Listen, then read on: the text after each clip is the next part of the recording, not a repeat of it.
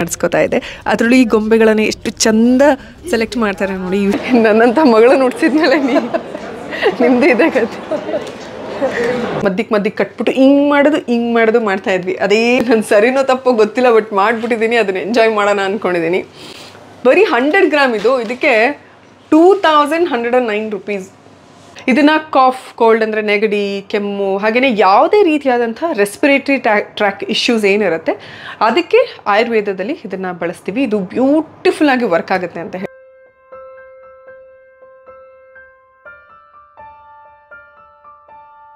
Hello, ಎಲ್ರಿಗೂ ನಮಸ್ಕಾರ. Next week ಇನ್ನೇನು ಅಮ್ಮ ಊರಿಗೆ ಹೊರಟು ನಿಂತಿದ್ದಾರೆ. ಸೊ ನಮಗೂ ಬೇಜಾರು ಅನಿಸ್ತಾ ಇತ್ತು ಮನೇಲೇ ಇದ್ದಿದ್ದು. 3 ಜನ ಹೆಣ್ಮಕ್ಳು ಸೇರಿ ಹೊರಗಡೆ ಹೋಗ್ತಾ ಇದ್ದೀವಿ. ಅದಕ್ಕಿಂತ ಮುಂಚೆ ರೆಡಿ ಆಗಿಬಿಡ್ತೀನಿ. Also I can't keep calm because ನಾನು ಇವತ್ತು ಸ್ಟೇಜ್ 9 to 9 ರವರ ಚೀಕ್ ಮೀ ಔಟ್ ಮಲ್ಟಿಪರ್ಪಸ್ ಸ್ಟಿಕ್ನ ಯೂಸ್ ಮಾಡ್ತಾ ಇದ್ದೀನಿ. ನ್ಯಾಚುರಲ್ ಮೇಕಪ್ಗೆ ಹೇಳಿ ಮಾಡಿಸೋಂಥ ಪ್ರಾಡಕ್ಟ್ ಇದು. ಆ್ಯಂಡ್ 4 ಬ್ಯೂಟಿಫುಲ್ ಶೇಡ್ಸ್ ಕೂಡ ಇದೆ. ಇವತ್ತಿನ ನನ್ನ ನೋ ಮೇಕಪ್ ಗ್ಲಾಸಿ ಫಿನಿಶ್ಗೆ ನಾನು ಬೈಟ್ ಶೇಡ್ನ ಯೂಸ್ ಮಾಡ್ತಾ ಇದ್ದೀನಿ. ಇದನ್ನ ಲಿಪ್ ಚಿಕ್ ಹಾಗೆಯೇ ಐ ಶ್ಯಾಡೋಗೆ ಯೂಸ್ ಮಾಡ್ಬೋದು. ಈಸಿಯಾಗಿ ಬ್ಲೆಂಡ್ ಆಗುತ್ತೆ, ಇಂಟೆನ್ಸ್ ಕಲರ್ನ ಕೊಡುತ್ತೆ. ಇನ್ನು ಇದು 12 hours long stay, travel friendly, lightweight ಹಾಗೆಯೇ ನಾನ್ ಸ್ಟಿಕ್ಕಿ ಇದೆ. ಹಾಗೆಯೇ ಇದರಲ್ಲಿರೋ vitamin E and shea butter nourishes and hydrates skin. So ನೋಡಿದ್ರಲ್ಲ ಎಷ್ಟು ಈಸಿಯಾಗಿ ಬ್ಲೆಂಡ್ ಆಯಿತು. ಸೊ ನನ್ನ ಫೈನಲ್ ಮೇಕಪ್ ಕೂಡ ಆಯಿತು. ಸಿಂಪಲ್ ಆಗಿ no makeup look. I really can't stay calm to flaunt this beautiful pink glowy look. ಅದು ಜಸ್ಟ್ 399 ರೂಪೀಸ್ಗೆ. ಈ ಪ್ರಾಡಕ್ಟ್ ನ ನೀವು ಸ್ಟೇಜ್ ಬ್ಯೂಟಿಯರ ವೆಬ್ಸೈಟ್ ಅಲ್ಲಿ ನನ್ನ ಕೂಪನ್ ಕೋಡ್ ನ ಬಳಸಿ 15% ಆಫ್ ಪಡಿಬಹುದು. ಅಮೆಝಾನ್, ನೈಕಾ, ಪರ್ಪಲ್ ಅಲ್ಲೂ ಕೂಡ ಪ್ರಾಡಕ್ಟ್ ನ ಪರ್ಚೇಸ್ ಮಾಡಬಹುದು. 3 ಜನ ಮಾಲ್ಗೆ ಹೋಗ್ತಾ ಇದ್ದೀವಿ ಶಾಪಿಂಗ್. ಅದೇನು ಶಾಪಿಂಗ್ ಹೋಗ್ತಿದ್ದೀವಿ ಗೊತ್ತಿಲ್ಲ, ಆದರೂ ಶಾಪಿಂಗ್ ಹೋಗ್ತಿದ್ದೀವಿ. ಯಾಕೆ ಹೋಗ್ತಿದ್ದೀವಿ ಅಂತಲೂ ಗೊತ್ತಿಲ್ಲ, ಆದರೂ ಹೋಗ್ತಾ ಇದ್ದೀವಿ. ಬಿಸಿಲೈತೆ ಮಗಳೇ. ನಿಮಗೆಲ್ಲ ಇದ್ರ ಅನುಭವ ಇರುತ್ತೆ. ಪುಟ್ಪುಟಾಣಿ ಬಟ್ಟೆಗಳು, ಪುಟ್ಪುಟಾಣಿ ವಸ್ತುಗಳನ್ನು ನೋಡಿದಾಗ ಅದೇನೋ ಒಂದು ರೀತಿ ಖುಷಿ ಅಂತ ಅನ್ಸುತ್ತೆ. ಹಾಗೆ ಎಲ್ರಿಗೂ ಕೂಡ ನೋಡಿದ ತಕ್ಷಣ ಅದನ್ನ ತಗೋಬೇಕು ಅಂತ ಅನ್ಸಿರುತ್ತೆ. ಆದರೆ ನೇಸರ ಬಂದ ಮೇಲೆ ನನಗೆ ಅವನ್ನೆಲ್ಲ ಪರ್ಚೇಸ್ ಮಾಡೋದಕ್ಕೆ ಒಂದು ಕಾರಣ ಸಿಕ್ಕಿದೆ. ತುಂಬ ಬ್ಯೂಟಿಫುಲ್ ಆದ ಯುನೀಕ್ ಆದ ವಸ್ತುಗಳಿತ್ತು. ಅದರಲ್ಲಿ ನೇಸರಂಗೆ ಯಾವ್ದು ಇಷ್ಟ ಆಗುತ್ತೋ ಅದನ್ನು ನಾನು ಅವ್ರ ಹತ್ರನೇ ಚೂಸ್ ಮಾಡಿ ಸೆಲೆಕ್ಟ್ ಮಾಡಿಸ್ಕೊತಾ ಇದ್ದೆ. ಅದರಲ್ಲಿ ಈ ಗೊಂಬೆಗಳನ್ನು ಎಷ್ಟು ಚಂದ ಸೆಲೆಕ್ಟ್ ಮಾಡ್ತಾರೆ ನೋಡಿ. ಯೂಶಲಿ ಪಿಂಕ್ ಇಷ್ಟ ಆಗುತ್ತೆ ಹೆಣ್ಮಕ್ಳಿಗೆ, ಬಟ್ ನಮ್ಮ ಬಾಸ್ ಬ್ಲೂ ಕಲರ್ ಗೊಂಬೆನ ಚೂಸ್ ಮಾಡಿದ್ರು. ಇದಾದ್ಮೇಲೆ ಬಿಲ್ಲಿಂಗ್ ಮುಗಿಸ್ಕೊಂಡು ಅಲ್ಲಿಂದ ಹೊರಟ್ವಿ. ಹೊಟ್ಟೆ ಹಸಿತಾ ಇತ್ತು, ಅದಕ್ಕೆ ಫುಡ್ ಸೆಕ್ಷನ್ಗೆ ಹೊರಟ್ವಿ. ನಾವು ಸಬ್ವೆಯಿಂದ ಬರ್ಗರ್ ತಿಂತಿದ್ದೀವಿ. ಅಮ್ಮಂಗೆ ಕೇಳಿದೆ ಏನು ತಗೋತೀರ ಅಂದರೆ ಯಾವಾಗಲೂ ನಂಗೆ ಗೊತ್ತಿಲ್ಲ ಅಂತಾರೆ. ಇವತ್ತು ರಿಕ್ವೆಸ್ಟ್ ಮಾಡಿಕೊಂಡು ಬರ್ಗರ್ ತಿನ್ನೋಕ್ಕಾಗಿದೆ ಅಂತ ಹೇಳಿದರು. ನಮಗೇನು ಕೊಟ್ಟರು ತಿಂತೀವಿ. ನಮಗೆ ಹಂಗೆಲ್ಲ ಪರ್ಟಿಕ್ಯುಲರ್ ಇಲ್ಲ, ಯಾಕಂದರೆ ಇಂಥವೆಲ್ಲ ತಿನ್ನೋದೇ ಅಪರೂಪ. ಟೈಮ್ ಸಿಕ್ಕರೆ ಚೆನ್ನಾಗಿ ಜಡಿತೀವಿ. ಈಗ ನಮ್ಮ ಬಾಸ್ ಬಂದು ವೆಜ್ಜಸ್ನ ನಮ್ಮ ಬಾಸ್ ತಿಂತಾ ಇದ್ದಾರೆ. ಹಾಗೆ ಒಂದು ರಾ ಮ್ಯಾಂಗೋ ಸ್ಮೂದಿ ಕೂಡ ತೊಗೊಂಡಿದ್ದೀವಿ. ತುಂಬ ಇಷ್ಟ ನನಗೆ ಸಬ್ಬಿದು ಇದು. ಅದೇನೋ ಒಂಥರ ಅದನ್ನೆಲ್ಲ ತಿಂತಾರೆ ನೀವು. ತಿನ್ನು ಚೆನ್ನಾಗಿ ತಿನ್ನಿ. ನೀವು ಇಲ್ಲಿಗೆ ಬಂದೇ ಇಲ್ಲ ಅನ್ಸುತ್ತಲ್ವ ಅಮ್ಮ? ಒಂದ್ಸಲಿನೂ ಬಂದಿಲ್ಲ ಅಲ್ಲ? ನಾನೇ 3ನೇ ಸಲ 4ನೇ ಸಲ. ನನ್ನಂಥ ಮಗಳನ್ನ ಹುಡ್ಸಿದ್ಮೇಲೆ ನಿಮ್ಮದು ಇದೆ ಕತೆ. ಕಟ್ ಮಾಡಿಸ್ಕೊಂಬರ್ನಮ್ಮ. ಇಲ್ಲಿ ನಿಜವಾಗ್ಲೂ ತುಂಬ ಮಾತಾಡಿ ಸಿಕ್ಕಾಪಟ್ಟೆ ಎಂಜಾಯ್ ಮಾಡಿದ್ವಿ. ಟೆಕ್ನಿಕಲ್ ಇಶ್ಯೂಸಿಂದ ಅದು ಯಾವುದು ಶೂಟ್ ಆಗಿಲ್ಲ. ಒರಾಯನ್ ಮಾಲಲ್ಲಿ ನಿಮಗೆ ಗೊತ್ತಿರುತ್ತೆ ರಿಲಯನ್ಸ್ ಫ್ರೆಶ್ ಕೂಡ ಇದೆ. ನಂಗೆ ತುಂಬ ಒಂಥರ ಇಷ್ಟವಾಗುವಂಥ ಜಾಗ. ಎಲ್ಲ ಒಂಥರ ಪಟಪಟ ಅಂತ ಸಿಕ್ಬಿಡುತ್ತೆ. ಸೊ ಅಲ್ಲಿಗೂ ಕೂಡ ಹೋಗಿ ಬಂದಿದ್ದಾಯಿತು. ಇವತ್ತು ನಾನು ಅಂದರೆ ನನಗೆ ಇದೇ ಥರ ಐಟಮ್ಸ್ಗಳು ಬೇಕು ಅಂತ ಏನಿಲ್ಲ. ಅಲ್ಲಿ ಒಂದು ವಿಶೇಷ ಏನಂದರೆ ಆವಕಾಡೋ ಸಿಗುತ್ತೆ, ಅದೊಂದು ನಾನು ತೊಗೊಂಬರ್ತೀನಿ. ಆದರೆ ಇವತ್ತು ನನಗಂತ ಒಂದು 2-3 ಐಟಮ್ಸ್ ತೊಗೊಂಡಿದ್ದೀನಿ. ಸೊ ಅದನ್ನು ಹೇಳ್ತೀನಿ. ಮಿಕ್ಕಿದೆಲ್ಲ ಮಾಮೂಲಿ ಮನೆ ಸಾಮಾನ್ಯ ಏನೇನು ತೊಗೊತೀವೋ ಅದೇನೆ. ಬಟ್ ಒಂದು 2-3 ಒಂಥರ ವಿಶೇಷವಾದ ಐಟಮ್ಸ್ ಸಿಕ್ಕಿದೆ, ಅದನ್ನು ನಾನು ನಿಮಗೆ ಹೇಳ್ಬಿಡ್ತೀನಿ. ಫಸ್ಟ್ಲಿ ಇದು ಏನಿದು ಗ್ರ್ಯಾನುಲಾ ಅಂತ. ಇದು ಓಟ್ಸ್ ಏನಿದೆ ಅದಕ್ಕೆ ಈ ರೋಸ್ ಪೆಟಲ್ಸು ಅದನ್ನೆಲ್ಲ ಹಾಕ್ಬಿಟ್ಟು ತುಂಬ ಡಿಫ್ರೆಂಟಾಗಿ ಮಾಡಿರ್ತಾರೆ. ಇದನ್ನ ನನಗೆಲ್ಲೋ ತಿಂದಿದ್ದು ನೆನಪು. ಅದು ನನಗೆ ನೋಡ್ಬಿಟ್ಟು ಸಖತ್ ಖುಷಿಯಾಗಿ ತೊಗೊಂಡಿರೋವಂಥದ್ದು. ನೋಡಿ ಈ ಥರ ಇರುತ್ತೆ. ಇದು ನನಗೆ ಈ ಥರ ಬ್ರೇಕ್ಫಾಸ್ಟಿಗೋ ಅಥವಾ ನಾನು ಏನಾದರೂ ತಿನ್ನಬೇಕು ಅಂದರೆ ಸ್ನ್ಯಾಕಿಗೆ ಸಖತ್ ಹೆಲ್ಪ್ ಆಗುತ್ತೆ ಅಂತ. ತುಂಬ ರುಚಿಯಾಗಿರುತ್ತೆ. ಸೊ ಇದನ್ನೊಂದು ತೊಗೊಂಡಿದ್ದೀನಿ ನನಗೋಸ್ಕರ. ಆಮೇಲೆ ಈಗ ಕೃಷಿಯಲ್ಲಿ ಜಾಸ್ತಿ ಆಸಕ್ತಿ ಇರೋರು, ಏನಾದರೂ ಹೊಸದನ್ನ ಬೆಳಿಬೇಕು ಅಂತ ಅಂದ್ಕೊಂಡಿರೋರು ಬಹಳ ಜನ, ಈಗ ತುಂಬ ಜನ ತುಂಬ ಯೂಟ್ಯೂಬ್ ಚಾನಲ್ಸ್ ಇದೆ, ಅಂದರೆ ಅಗ್ರಿಕಲ್ಚರ್ ರಿಲೇಟೆಡೇ ತುಂಬ ಜನ ವಿಡಿಯೋ ಮಾಡಿ ಹಾಕ್ತಾರೆ. ಸೊ ಈ ಬೆಳೆ ಚೆನ್ನಾಗಿರುತ್ತೆ, ಆ ಬೆಳೆ ಇನ್ಕ್ಲೂಡಿಂಗ್ ಆವಕಾಡೋ ಆಯಿತು, ಅಥವಾ ಏನಂತಾರಪ್ಪ ಅದಕ್ಕೆ ಯಾಲಕ್ಕಿ ಬೆಳೆಯೋದು ಹೆಂಗೆ, ಅದೆಲ್ಲದ್ರ ಬಗ್ಗೆ ತುಂಬ ವೀಡಿಯೋಗಳನ್ನು ಹಾಕ್ತಾ ಇರ್ತಾರೆ. ಸೊ ನಾನು ಯೂಶ್ವಲಿ ಅದನ್ನು ನೋಡ್ತಾ ಇರ್ತೀನಿ, ಅದೇನೋ ಒಂಥರ ಖುಷಿ. ಐ ಥಿಂಕ್ ನಾನು ತುಂಬ ಹತ್ತಿರದಲ್ಲಿದ್ದೀನಿ ಆ ಪ್ರೋಸೆಸ್ಗೆ, ಏನಾದರೂ ನಂದು ಅಂತ ಸ್ವಲ್ಪ ಒಂಥರ ಬೇರೆ ಥರ ಏನಾದರೂ ತೋಟ ಗಿಡ ಮಾಡೋಣ ಅಂತ. ಸೊ ನಮ್ಮ ಮಾವನವ್ರಿಗೆ ಏನಾದರೂ ಹೊಸದನ್ನು ಬೆಳಿಬೇಕು, ಹೊಸದನ್ನು ಟ್ರೈ ಮಾಡಬೇಕಂತ ತುಂಬ ತುಂಬ ಇಷ್ಟ. ಸೊ ಅದಕ್ಕೆ ಅವ್ರು ಹೇಳಿದ್ರು, ಮಗಳೇ ಏನಾದರೂ ಅಂದರೆ ಡಿಸ್ಕಸ್ ಮಾಡ್ತಿರ್ತೀವಲ್ಲ, ಸೊ ಅವ್ರು ನನಗೆ ಈ ಮ್ಯಾಕಡೆಮಿಯಾ ಅನ್ನುವಂಥ ಒಂದು ಡ್ರೈ ಫ್ರೂಟ್ ಬಗ್ಗೆ ಹೇಳಿದ್ರು. ಮಗಳೇ ನೋಡು, ಅದು ತುಂಬ ಅಂದರೆ ತುಂಬ ಚೆನ್ನಾಗಿ ಸೇಲ್ ಆಗುತ್ತಂತೆ, ಈ ಥರ ಬೆಳೆಯುತ್ತಂತೆ, ಜಾಸ್ತಿ ಮೇಂಟೆನೆನ್ಸ್ ಇಲ್ಲ ಅಂತೆ, ಅದ್ರ ಬಗ್ಗೆ ನೀನು ತಿಳ್ಕೊ ಅಂತ ಹೇಳಿದರು. ಸೊ ನಾನು ಹಾಗಾಗಿ ಯೂಟ್ಯೂಬಲ್ಲಾಯಿತು ಅದರಲ್ಲೆಲ್ಲ ತುಂಬ ಅದ್ರ ಬಗ್ಗೆ ಓದಿ ಓದಿ ಓದಿ ಏನಿರುತ್ತೆ ಅಥವಾ ವಿಡಿಯೋ ನೋಡಿ ಎಲ್ಲ ತಿಳ್ಕೊಂಡೆ. ಸೊ ಅದಕ್ಕೆ ಎಷ್ಟು ಸುಮಾರು ತಳಿಗಳಿದೆ, ಅದು ಯಾವ ರೀತಿ ವಾತಾವರಣದಲ್ಲಿ ಬೆಳೆಯುತ್ತೆ, ಎಷ್ಟು ವರ್ಷ ಆದಮೇಲೆ ಫಸಲು ಕೊಡುತ್ತೆ, ಅದನ್ನೆಲ್ಲದ್ರ ಬಗ್ಗೆ ತಿಳ್ಕೊತಾ ಹೋದೆ. ಬಟ್ ನಮ್ಮ ತೋಟದಲ್ಲಿ ಅದು ಸೂಟ್ ಆಗುತ್ತೋ ಇಲ್ಲೋ ಅಂತ ಅನಿಸ್ತು ನಮಗೆ, ಬಿಕಾಸ್ ಅದಕ್ಕೆ ಸ್ವಲ್ಪ ಬಿಸಿಲು ಜಾಸ್ತಿ ಬೇಕು, ಓಪನ್ ಸ್ಪೇಸ್ ಜಾಸ್ತಿ ಬೇಕು. ಸೊ ಈ ಕೊಡಗು ಕಡೆ ಎಲ್ಲ ಸ್ವಲ್ಪ ಮಳೆ ಜಾಸ್ತಿ, ಓಪನ್ ಸ್ಪೇಸ್ಗಿಂತ ಅಂದರೆ ಮರಗಳ ಶೇಡಲ್ಲಿ ನಾವೆಲ್ಲ ಕಾಫಿ ಗಿಡಗಳನ್ನು ಬೆಳೆಸಿರುವಂಥದ್ದು. ಸೊ ಅದಷ್ಟೊಂದು ಸೂಟ್ ಆಗಲ್ಲ ಅನ್ಕೋತೀವಿ ಅಂಥೇಳಿ ನಾನು ಅದ್ರ ಬಗ್ಗೆ ಮತ್ತೆ ಮುಂದೆ ಕಂಟಿನ್ಯೂ ಮಾಡಲಿಲ್ಲ. ಆದರೆ ನಂಗೆ ಒಂದು ಕಾನ್ಸ್ಟೆಂಟಾಗಿ ಯಾವಾಗಲೂ ತಲೆಯಲ್ಲಿತ್ತು, ಅದು ಟೇಸ್ಟ್ ಹೆಂಗಿರ್ಬೋದು ಅಂತ. ಬಿಕಾಸ್ ಎಲ್ಲರೂ ಹೇಳ್ತಾಯಿದ್ರು ತುಂಬ ಚೆನ್ನಾಗಿರುತ್ತೆ ಟೇಸ್ಟು, ಒಂಥರ ಈ ಮೆತ್ತಗಿರೋ ಕೊಬ್ಬರಿ ಥರ ಇರುತ್ತೆ, ಹಂಗಿರುತ್ತೆ ಹಿಂಗಿರುತ್ತೆ ಅಂತ. ಸೊ ನೆನ್ನೆ ನಾನು ಅದು ನೋಡಿದ ತಕ್ಷಣ ಸಖತ್ ಖುಷಿಯಾಗೋಯ್ತು, ಮ್ಯಾಕಡೆಮಿಯಾ ಇದೆ ಇಲ್ಲಿ ಅಂತ. ಸೊ ಅದಕ್ಕೆ ತೊಗೊಂಬಂದಿದ್ದೀನಿ ಫ್ರೆಂಡ್ಸ್. ಇದಿಷ್ಟಕ್ಕೆ 424 ರೂಪಾಯಿ. ನೋಡಿ ಎಷ್ಟಿದೆ ಇದು, ಬರೀ 100 ಗ್ರಾಮ್ ಇದೆ ಇದು. ಇಷ್ಟಕ್ಕೇ ಅಷ್ಟಕ್ಕೆ 425 ರುಪೀಸ್ ಆಲ್ಮೋಸ್ಟ್ ಫ್ರೆಂಡ್ಸ್. 424.48 ಅಂದರೆ 425 rupees. So per K G ಇಲ್ಲಿ ಹೇಳಿರೋ ಪ್ರಕಾರ 3790 ಅಂದರೆ ಆಲ್ಮೋಸ್ಟ್ 3800 ರುಪೀಸ್ ಒಂದು ಕೆ ಜಿಗೆ ಇದು. ಸೊ ನೋಡೋಣ ಅದ್ರ ಟೇಸ್ಟ್ ಹೆಂಗಿರುತ್ತೆ ಅಂತ ನೋಡೇ ಬಿಡೋಣ ಇವತ್ತು.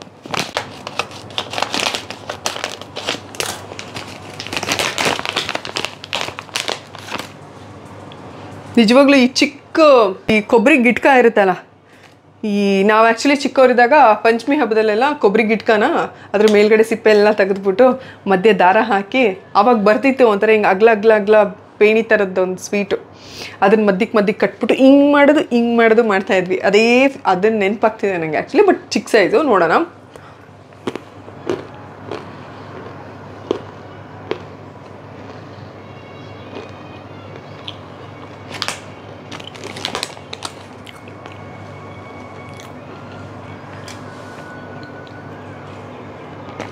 ಸೇಮ್ ಒಣ ಕೊಬ್ಬರಿನೇ ಟೇಸ್ಟ್, ಆದರೆ ತುಂಬ ಸಾಫ್ಟ್ ಟೆಕ್ಸ್ಚರ್ ಅನಿಸುತ್ತೆ. ಒಂಥರ ಬಾಯಲ್ಲಿ ಮೆಲ್ಟ್ ಆಗ್ತಿದೇನೋ, ಚಾಕ್ಲೇಟ್ ಮೆಲ್ಟ್ ಆಗ್ತಿದೆ ಅನ್ನೋ ಥರ ಅನಿಸುತ್ತೆ. ಚೆನ್ನಾಗಿದೆ. ನಿಜವಾಗ್ಲೂ ತುಂಬ ಚೆನ್ನಾಗಿದೆ. ಬಟ್ ಟೇಸ್ಟ್ ಮಾತ್ರ ಸೇಮ್ ಒಣ ಕೊಬ್ಬರಿ.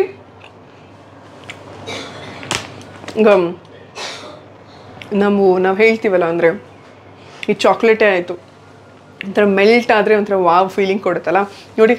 ತುಂಬ ಅಂದರೆ ಸಲೈವ ಎಲ್ಲ ಅಂದರೆ ರಶ್ ಆಗ್ತಿದೆ ಆ ಥರ ಅನಿಸುತ್ತೆ. ತುಂಬ ಚೆನ್ನಾಗಿದೆ. ದ ಹೈಪ್ ಚೆನ್ನಾಗಿದೆ. ಆಯಿತಾ, ನೆಕ್ಸ್ಟು ಲೈಫಲ್ಲೇ ಫಸ್ಟ್ ಟೈಮ್ ನಾನು ಟೀ ಸೆಕ್ಷನಿಗೆ ಹೋಗಿದ್ದೆ. ಆಯಿತಾ, ಟೀ ಪುಡಿ ತೊಗೊಳ್ಳೋಣ ಅಂತ. ಅದು ಯಾಕೆ ಸುಮ್ಮನೆ ಇರಲಾರ್ದೆ ನಾನು ಓದೆ ಅಂತ ಗೊತ್ತಿಲ್ಲ. ಆ ಟೀ ಸೆಕ್ಷನಲ್ಲಿ ಒಂದು ಹೊಸ ಕೌಂಟರ್ ಓಪನ್ ಆಗಿತ್ತು.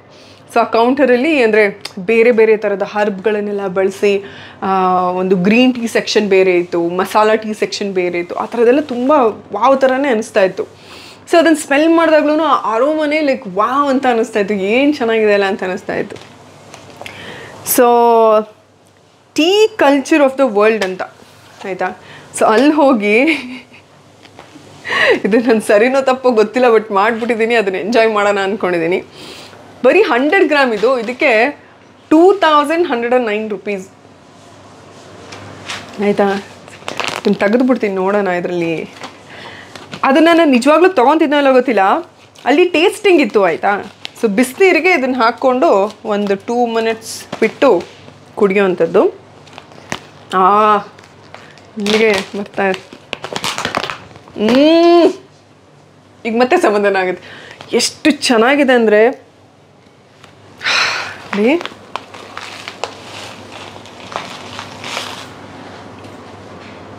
ಈ ಥರ ಇದೆ. ಇದು ತುಂಬ ತುಂಬ ತುಂಬ ತುಂಬ ಇಷ್ಟಪಟ್ಟು ತೊಗೊಂಡಿರುವಂಥದ್ದು ಇದು. ಬಟ್ 1 ಟೀ ಸ್ಪೂನ್ ಸಾಕು. ಇವತ್ತು ಸಾಯಂಕಾಲ ಇದನ್ನು ಕುಡಿತೀನಿ. ಸೊ ಇದೊಂದನ್ನು ನನಗೋಸ್ಕರ ಪರ್ಚೇಸ್ ಮಾಡಿಕೊಂಡೆ. ಸೊ ನಾನಿವತ್ತು ನನಗೋಸ್ಕರ ಮೆಕಡಮಿಯಾ ಹಾಗೆಯೇ ಈ ಒಂದು ಗ್ರೀನ್ ಟೀ ಅಥವಾ ಏನಂತಾರೆ ಹರ್ಬಲ್ ಟೀ, ಸೊ ಇವೆರಡನ್ನೂ ನಾನು ನನಗೋಸ್ಕರ ತೊಗೊಂಡಿರೋವಂಥ ಐಟಮ್ಸು. ಕರೆಕ್ಟ್ ಇದೊಂದು ಓಟ್ಸ್ ಸ್ನ್ಯಾಕ್ ಒಂದು, ಈ 3 ಮಾತ್ರ ನನಗೋಸ್ಕರ ತೊಗೊಂಡಿದ್ದಂಥ ಐಟಮ್ಸು. ಮಿಕ್ಕಿದ್ದೆಲ್ಲ ಇದೂ ನಮಗೇನೆ ಆಬ್ವಿಯಸ್ಲಿ ನಾನೇನು ತಿನ್ನಂಗಿರಲ್ಲ, ಬಟ್ ರೇಷನ್ ಆಯಿತಾ. ಇನ್ನು ಜೇನುಗೆ ಏನೇನು ತೊಗೊಂಡೆ ಅಂತ ಹೇಳ್ತೀನಿ. ಆ್ಯಕ್ಚುಲಿ ಇದೇನಿದು ಮಿನಿಸೋ ಬಗ್ಗೆ ಎಲ್ರಿಗೂ ಗೊತ್ತಿರುತ್ತೆ, ತುಂಬ ಚಂದ ನೋಡಿ. ಈ ಥರ ಪೆನ್ನು ಸಖತ್ ಕ್ಯೂಟ್ ಇದೆ. ಪೆನ್ನು ಪೆಂಗ್ವಿನ್ ಪೆನ್ನು ನನಗೆ ತುಂಬ ಇಷ್ಟ. ಈ ಥರ ಪೆನ್ಗಳೆಲ್ಲ ಕಲೆಕ್ಟ್ ಮಾಡೋದಕ್ಕೆ. ಪೆಂಗ್ವಿನ್ ಪೆನ್ ಇದನ್ನ 2 ತೊಗೊಂಡೆ. ಆಮೇಲೆ ಪುಟ್ಟಕ್ಕಂಗೆ ಇದೊಂದು ತೊಗೊಂಡೆ, ಕ್ಯೂಟಾಗಿದೆ. ಕ್ಲಿಪ್ಸ್ ತೊಗೊಂಡೆ, ಇದನ್ನು ಪೆನ್ನು ಈ ಥರ. ನನ್ನ ಮಗಳ ವಿಷಯದಲ್ಲಿ ನಾನು ಅಂದರೆ ವುಡ್ಡಲ್ಲಿದೆ ಟಚ್ ವುಡ್. ನನ್ನ ಮಗಳ ವಿಷಯದಲ್ಲಿ ನಾನು ತುಂಬ ಅದೃಷ್ಟವಂತೆ ಅಂತ ಅನಿಸುತ್ತೆ. ತುಂಬ ವಿಷಯದಲ್ಲಿ ಅಂದರೆ ಸೀರಿಯಸ್ ವಿಷಯಗಳು ತುಂಬ ಇದೆ, ಬಟ್ ಓಕೆ ತುಂಬ ಲೈಟ್ ವಿಷಯಗಳ ಬಗ್ಗೆ ಹೇಳಬೇಕಂದ್ರೆ ಅವಳು ತುಂಬ ಚೆನ್ನಾಗಿ ಜುಟ್ಟು ಹಾಕ್ಸ್ಕೊತಾಳೆ, ಕ್ಲಿಪ್ ಹಾಕ್ಸ್ಕೊತಾಳೆ. ತುಂಬ ಸಣ್ಣ ವಯಸ್ಸಿಂದಾನೆ, ಅಂದರೆ ಈಗಲೂ ಸಣ್ಣವಳೆ, ಅಂದರೆ ಈಗೊಂದು ಅವಳಿಗೊಂದು 4-5 ತಿಂಗಳಿದ್ದಾಗಿಂದನೂ ಅಷ್ಟೇ. ಅವಳು ಯಾವತ್ತು ಕಿತ್ಕೊಳ್ಳೋದು ಅಥವಾ ಅಳೋದು, ಇದನ್ನ ಹಾಕ್ಬೇಡ ಅಂತ ಹೇಳೋದು, ಅದನ್ನ ನೀಟಾಗಿ ಹಾಕಿದ್ರೆ ಅದನ್ನು ಕೆಡ್ಸ್ಕೊಂಬಿಡೋದು, ಹಂಗೆ ಯಾವತ್ತೂ ಮಾಡಿಲ್ಲ. ಅವಳಿಗೆ ನೀಟಾಗಿ ಏನಾದರೂ ನಾನು ಜುಟ್ಟು ಹಾಕಿ ಈ ಥರ ಕ್ಲಿಪ್ಸ್ ಏನಾದರೂ ಹಾಕಿದ್ರೆ ಹಾಗೆ ಇರ್ತಾಳೆ, ಹಾಗೆ ಆಟಾಡ್ತಾಳೆ, ಸಕ್ಕ ಜೋರಿದ್ದಾಳೆ, ಎಲ್ಲ ಮಾಡ್ತಾಳೆ, ಆದರೆ ಒಂಚೂರು ಕಿತ್ಕೊಳ್ಳಲ್ಲ. ಸೊ ಹಾಗಾಗಿ ನನಗೆ ಎಷ್ಟು ಹೋದ್ರೂ ಇಂಥದ್ದು ಒಂದು 3-4 ಡಬ್ಬಿ ಆಗಿದ್ದಾವೆ ಅನಿಸುತ್ತೆ. ಆದ್ರೂ ಅದೇನೋ ಒಂಥರ ನೋಡಿದ ತಕ್ಷಣ ತೊಗೋಬೇಕು ಅಂತ ಅನಿಸುತ್ತೆ. So they are very very very pretty. So ಇದೆಷ್ಟು ಪುಟಕ್ಕಂಗೆ ತೊಗೊಂಡಿದ್ದೀನಿ. ಆ್ಯಂಡ್ ನೀವು ನೋಡಿದ್ರಿ ವ್ಲಾಗಲ್ಲಿ ಆಲ್ರೆಡಿ. ಅದು ಅಂದರೆ ಅವಳು ತುಂಬ ಇಷ್ಟಪಟ್ಟು ಅಂತ ಇದನ್ನು ತೊಗೊಂಡ್ಲು. ಸೊ ಅದಕ್ಕೆ ಇದಕ್ಕೆ ಟೆಡಿ ಅಂತ ಹೆಸರಿಟ್ಟಿದ್ದೀವಿ. ಸೊ ಇದಿಷ್ಟು ಒಂದೆರಡು ನಮ್ಮಮ್ಮಂಗೆ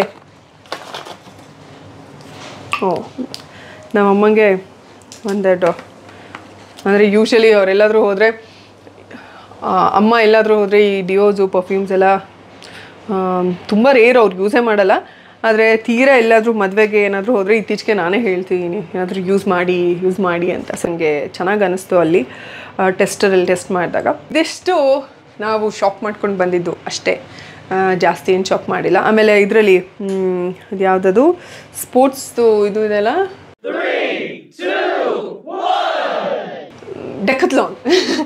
ಡೆಕತ್ಲಾನಲ್ಲಿ ಜೇನುಗೆ ಇದು ತೊಗೊಂಡ್ವಿ, ಏನೋ ಬಾಲ್ಗಳು, 5-6 ಬಾಲ್ಗಳೆಲ್ಲ ತೊಗೊಂಡ್ವಿ.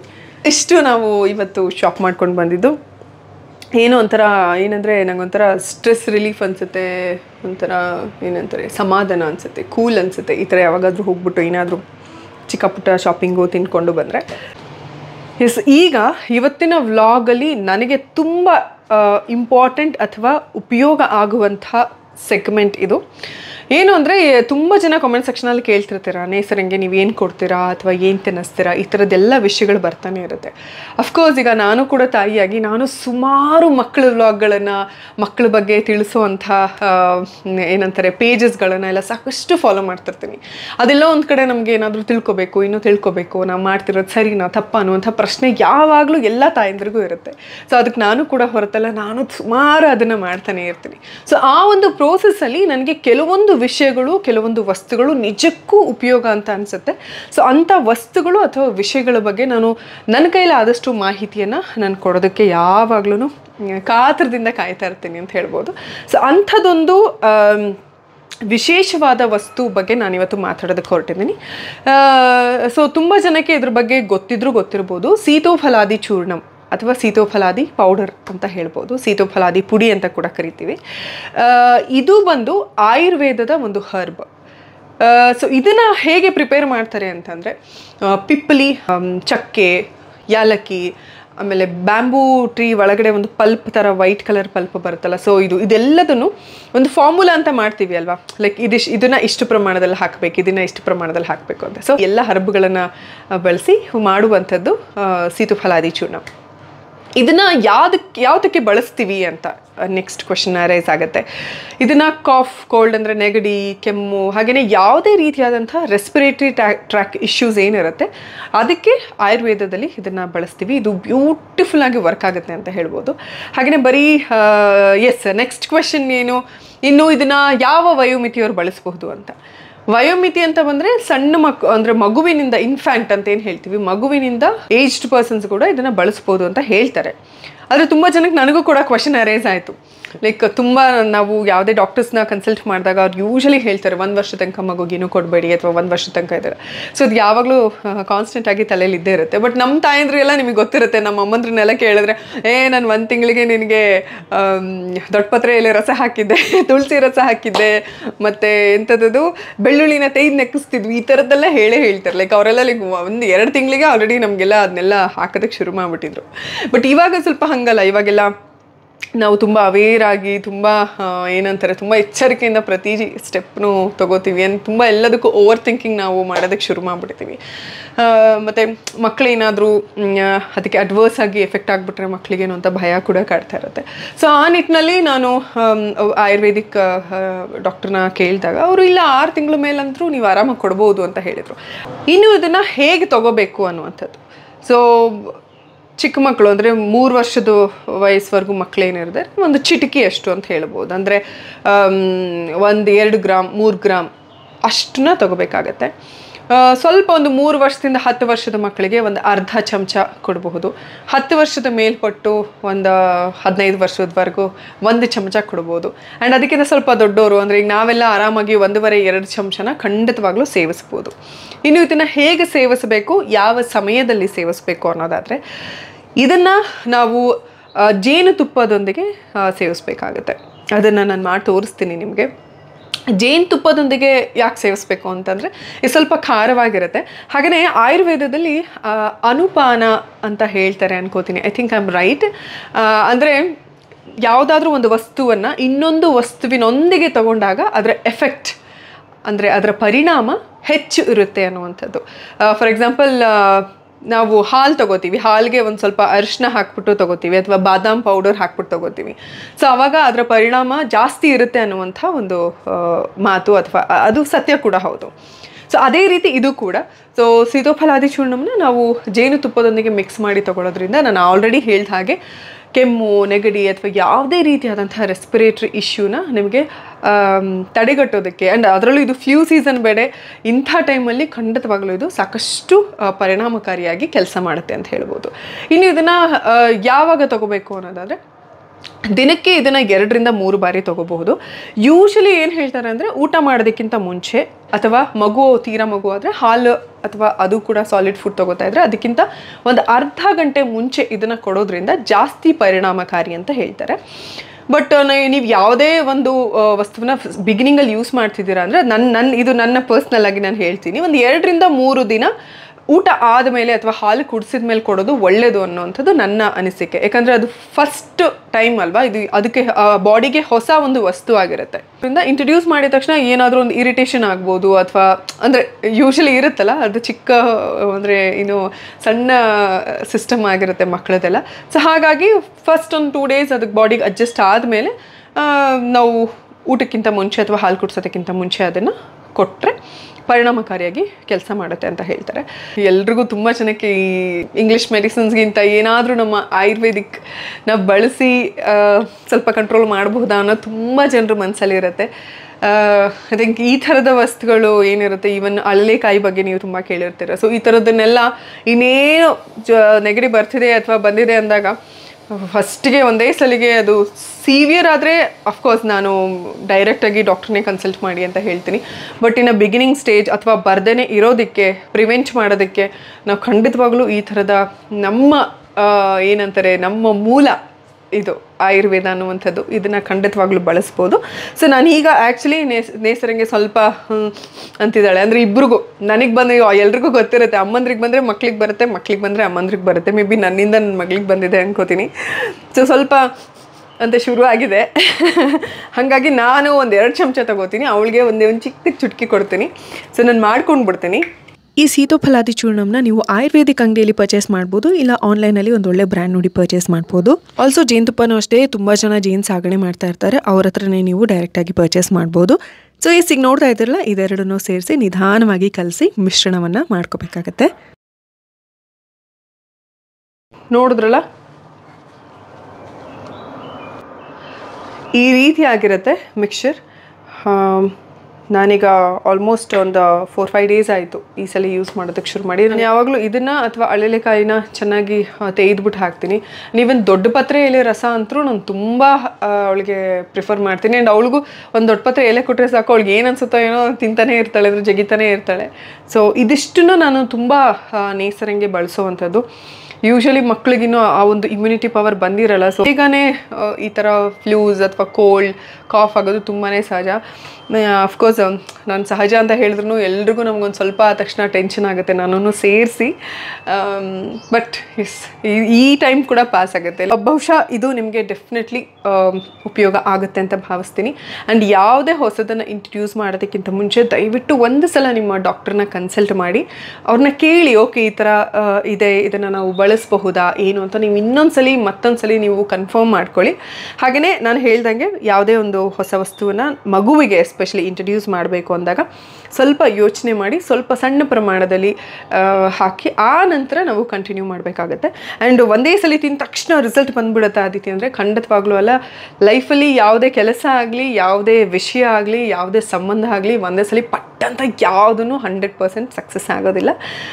ನಾನು ಹೇಳ್ದಂಗೆ ಯಾವಾಗಲೂ ಕಾನ್ಸ್ಟೆಂಟಾಗಿ ವರ್ಕ್ ಮಾಡಬೇಕಾಗತ್ತೆ. ಇದನ್ನು ಅಷ್ಟೇ ಒಂದು ವಾರ ನಾವು ಪ್ರತಿದಿನ 2-3 ಸಲ ಕೊಡ್ತಾ ಕ್ರಮೇಣವಾಗಿ ಕಡಿಮೆ ಆಗುತ್ತೆ. ಸ್ವಲ್ಪ ಸಮಾಧಾನದಿಂದ ನಾವು ಇರಬೇಕಾಗತ್ತೆ. ಸೊ ಎಸ್, ಇದಿಷ್ಟ ಆಗಿತ್ತು ಇವತ್ತಿನ ವ್ಲಾಗ್. ಹೋಪ್ ಇವತ್ತಿನ ವ್ಲಾಗ್ ನಿಮಗೆ ಸಹಾಯ ಆಗಿರುತ್ತೆ ಅಂತ ಭಾವಿಸ್ತೀನಿ. ಹಾಗೆಯೇ ನಿಮ್ಮೆಲ್ರಿಗೂ ಕೂಡ ಪ್ರೇಮಿಗಳ ದಿನದ ಶುಭಾಶಯಗಳನ್ನು ಹೇಳ್ತಾ ಇದ್ದೀನಿ.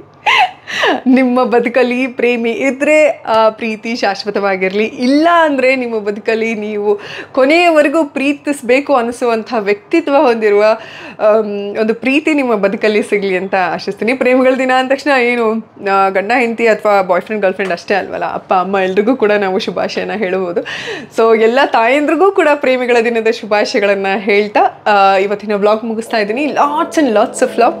ನಮಸ್ಕಾರ.